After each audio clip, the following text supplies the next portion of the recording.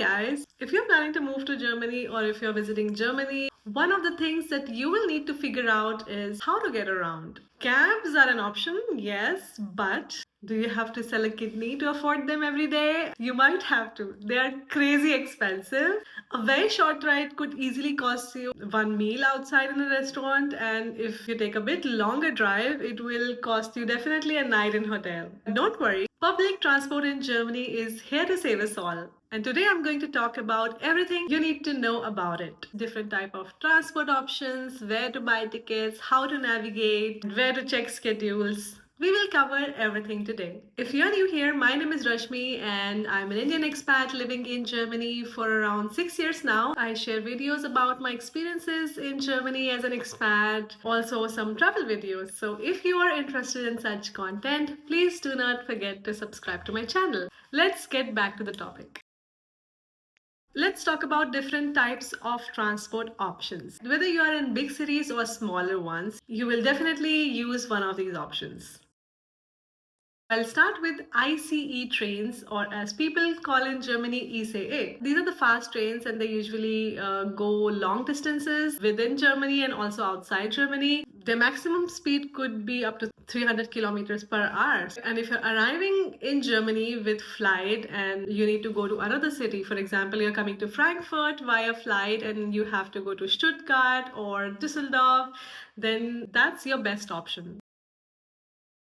Now, the second option for long distance trains is RE or RB trains, which are called Regionalbahn. Not all long distance journeys would need an ICE. For relatively shorter distance between cities, you can also go for RE or RB. And they have maybe more stops than ICE, but to compare the price, they are way cheaper than the fast trains. If you have to go to a destination which takes 1 hour with ICE and 1.5 hours with RE, it would make sense to buy a Regionalbahn ticket. It will be more cost friendly. Now, next up is S-Bahn, which you will definitely find in bigger cities, and they connect also the cities to the suburb areas. Since I'm from Delhi, I will give the comparison from Delhi. You can take it as the metros that connect Delhi to its NCR region. And they're also super common in big cities like Berlin, Cologne, Munich, Düsseldorf, Hamburg, and many more. Now the next one is U-Bahn, which are like the subways and they usually run underground. They are ideal for traveling within city and shorter distances. And the good part is if you have a big event going in the cities, then they are usually unaffected by that because the city center area, they're usually underground. For example, in Dusseldorf, we had Carnival a few weeks back and we could easily reach city center because U-Bahns in the city center area are underground and were running without any issues. So you could easily reach city center even when there's a huge festival going around and you expect large crowd. And next one is trams. Many German cities have tram systems, which are also really fun and efficient way to travel within the city. And the last one is, of course, buses. So the places where usually the trams and U-Bahns would not reach, the bus would connect the whole small areas of the city. Even if somebody is living in remote areas of a city, you can easily reach there by buses. The frequency might be a little less there usually, but you will definitely reach every town.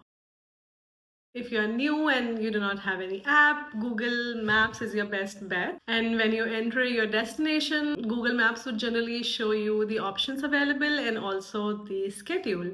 Can you always rely on that information? I don't think so. Sometimes it does not show all the connections, especially buses. And also the timing sometimes are not real time. Like if there is a delay in a bus or a tram or a train, it generally does not show it. DB Navigator, one of the best app which will help you across whole Germany. It gives more real-time information. When you enter a destination, it will not only show you the connections, but once you choose the connection, it will also show you the ticket options that you have. And you can select one of those ticket options and buy the ticket. So if you're planning to come to Germany for more than a few days, I would really recommend you to install DB Navigator in your mobile and also register a payment method there. So whenever you want, you can easily book a ticket and you don't have to go through a lot of hassle. Apart from DB Navigator, if you're planning to live in a city for longer time, you can also install the local transport app. Usually every city has its own transport authority, and then they have also apps for it. There you get more information about schedules, connections, and tickets. But if you do not want to install so many apps in your mobile, I think DB Navigator is your best bet.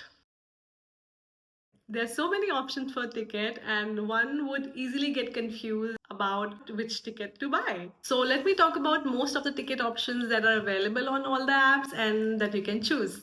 First one would be single ticket. It's usually for one-way trips and they're valid for around 2 hours. So if you have to go from point A to point Z, you can get down at B, you can take another tram from point C, and then you can finally reach to Z.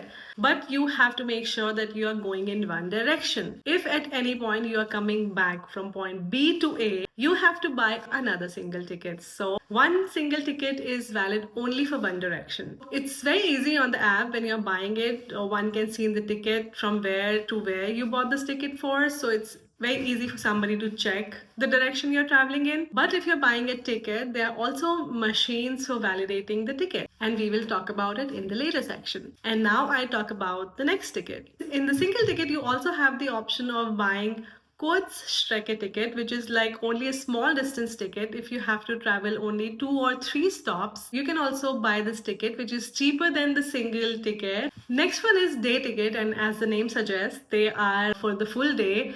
In some cities, it is valid for 24 hours from when you bought the ticket, but in some cities, they are valid till 3 a.m. for the next morning. And then there are also group tickets, which you can buy for multiple people. More people are traveling together, you buy this ticket, then you get discount, and at the end it's more cheap. There are also some Schönswochenende tickets that are called weekend tickets, where you have unlimited travel within a region, and then if you're traveling on weekends somewhere, then you definitely have to check out that option. If you're planning to stay in Germany for more than a couple of weeks, or if you're living in Germany, I would really suggest you to buy Deutschland ticket. And with this ticket, you can travel across Germany, even from one city to another city. Price for this ticket was 49 euro last year, but now this year the price has been changed to 58 euros. And if you're traveling a lot, you're still saving a lot of money. But things that you have to keep in mind when you're buying Deutschland ticket is it does not cover any fast trains like IC or ICE. Now the next important thing is where else to buy the ticket if you do not have the app. For example, when I moved to Germany, we had opened the bank account on day one, but in my account, actually I did not have any money, and I forgot to link my husband's account to my app. And now I have to travel somewhere and he's in a meeting, and what do? He took a quick break and he booked the ticket for me and sent me the screenshot. But the screenshot of a ticket is usually not valid. So it is only valid if you show it in your app where they can check your identity. So where else you can buy ticket in such situation? On the main train stations, there are also counters where you can go and buy the tickets from them. On all the train station and also U-Bahn stations, they have machines where you can buy the tickets. The options that you see in app for the tickets, the same options you also have in the machines. Good part is the machines do not only accept cards, but they also accept cash. Now, what if you are in a situation when you do not have an U-Bahn station where you can buy the tickets from the machine? You probably have to take a bus. In that case, you can buy the ticket directly from the bus driver. So you board the bus and ask your driver for a ticket, and then he will help you with that. In that case, usually the card would not work. So you have to have cash if you want to buy the ticket from the bus driver.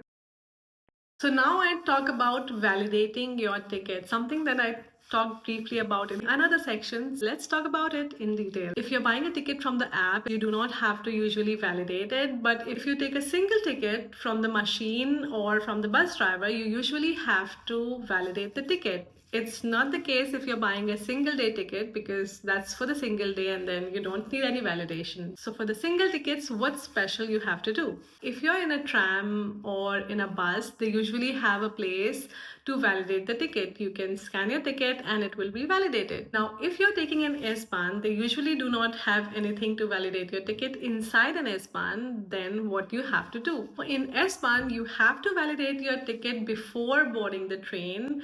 You usually will have a machine to validate your ticket on the platform or somewhere on the station. Here's something really important, that in Germany, there's no blocked entry to any station, so you do not have to scan your ticket anywhere to get the entry. Like, you will enter directly. It's like usually trusted. People must buy the ticket. In case sometimes you think, oh, nobody's checking my ticket, I can still enter a train or a bus. I would really recommend you to not do it, because usually there are some random checks and there will be people who will board the train and check your tickets. And if you do not have a valid ticket at that time, then you will have to pay a hefty fine. And if you are caught without tickets more than 4 or 5 times, you can actually go to prison for that. So now let's talk about the common mistakes one can do when you are new in Germany. One is, of course, buying your ticket and not validating it. It could land you in trouble. And second thing would be not paying attention to the display board and the announcements, because sometimes there are last minute platform changes. If you are in a smaller town, the announcement might not be in English. It would be great to know the basic German words for that. And if there is a cancellation of the train or delayed train, you should also check those details in the app before you start from your home. It could be possible that the train has been cancelled, and in that case you have to check for the options. So it's always good to keep an eye on your app. Now that's a wrap from my side on public transport in Germany. And I hope this video was helpful to you, whether you're planning to visit or live here. If you found the information helpful, do not forget to like. And if you know more useful information that I missed, please do not hesitate to mention in the comments. Or if you would like to know more, you can also write it in the comment section. And of course, subscribe to my channel for more useful tips as an expat in Germany. I'll see you in the next video. Safe travels and bye-bye.